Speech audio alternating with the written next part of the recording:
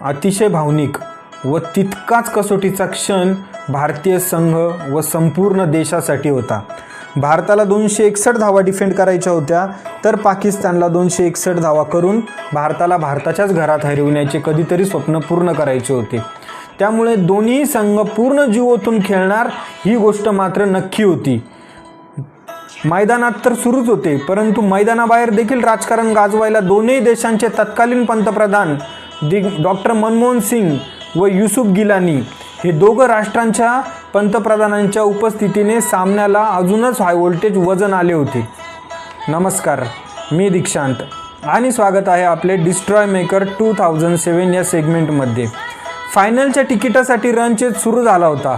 भारताच्या भूमीत मॅच होती, पण तरीही अगदी पहिल्या चेंडूपासून पाकिस्तानी संघ निर्भीडपणे फलंदाजी करत होता.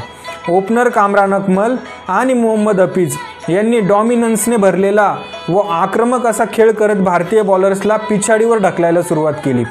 दोघेही सॉलिड टचमध्ये दिसत होते, परंतु तितक्यात भारतीय बॉलिंगचा तारणहार झहीर खानने कामरान अकमलला युवराजकडे पॉईंटवर झेल देण्यास भाग पाडले व भारताला 44 रनांवर पहिली विकेट पाकिस्तानची मिळवून विकेटचा श्रीगणेशा केला. विकेटची सुरुवात करून दिली ती झहीर खानने आणि विकेट होती कामरान अकमलची.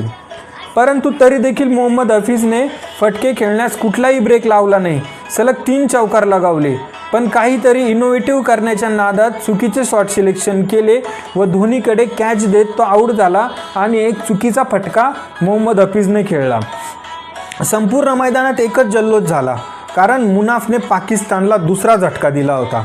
आता पाकिस्तानचा सर्वात असा आश्वासक फलंदाज, जसं आपल्याकडे सचिन, द्रविड, लक्ष्मण असे फलंदाज, तसंच पाकिस्तानचा युनुस खान फलंदाजीस आला होता आणि त्यास असद शफीक नावाच्या खेळाडूने साथ दिली.